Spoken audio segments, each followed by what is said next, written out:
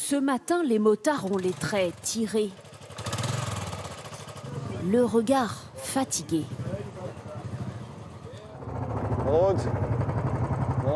La nuit a été courte, le départ fixé aux aurores pour rejoindre le site le plus touristique du Sri Lanka.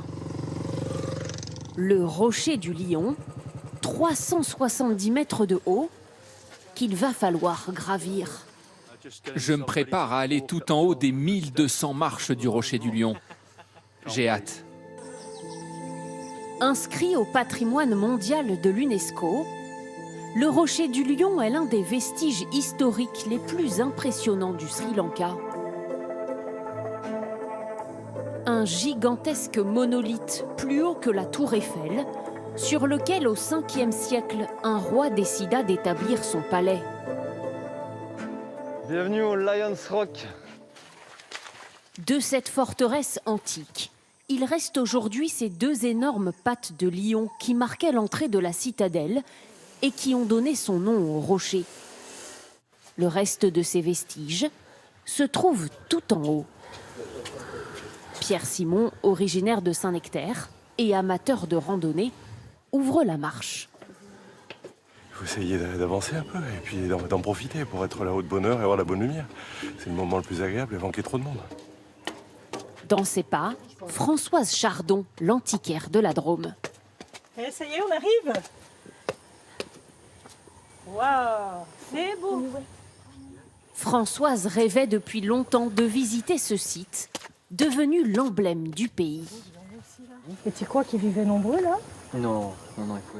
Au milieu des ruines, ce bassin témoigne de l'ingénieux système qu'avait mis en place le souverain, qui lui permettait de stocker de l'eau tout en haut du rocher et de vivre ainsi en autonomie.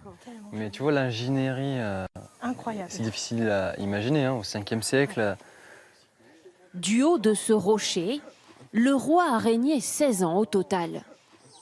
Quelques kilomètres plus loin, dans cette région, le cœur historique du Sri Lanka, d'autres vestiges attendent les motards. À flanc de falaise, les grottes sacrées de Dambulla vont leur demander encore un petit effort. Donc là, on est à Dambulla. Donc, comme beaucoup de temples, de lieux sacrés, c'est souvent sur les hauteurs. Donc il y a encore quelques marches à monter. 15 minutes d'ascension pour découvrir l'âme bouddhiste du Sri Lanka. Dans ce temple troglodyte de 2000 mètres carrés, reposent une centaine de statues de Bouddha. Celui-ci est couché, il a atteint le nirvana. C'est beau, hein? Superbe. Peinture magnifique. C'est apaisant. Ça fait du bien. Murs et plafonds sont recouverts de fresques. Elles datent du XVe siècle.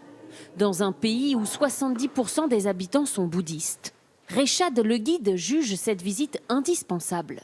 C'est un lieu important pour nous, les riders, pour comprendre le pays, parce que le pays, on le comprend par la gastronomie, par les paysages, par les gens, mais aussi par leur religion. Et il y a des religions qui sont importantes ici au Sri Lanka. De retour à l'hôtel le soir, juste avant la nuit, Rechad félicite ses camarades de route. La journée a été longue. Ça, c'est du ride, mon gars. Pour le dîner, il a concocté pour eux une soirée au flambeau. Je voudrais trinquer, s'il vous plaît. Est-ce qu'on peut venir ici pour cette magnifique soirée et cette magnifique journée? Bravo à vous. Il y a encore 3 jours, les motards ne se connaissaient pas. Mais ce soir, autour du feu, des liens se tissent. Françoise Chardon, la seule femme et la seule passagère du groupe, est devenue la photographe attitrée de leurs souvenirs partagés.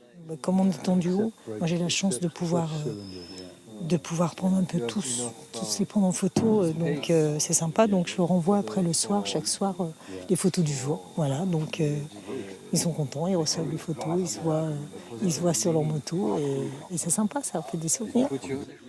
Ce soir, les motards ne veilleront pas tard.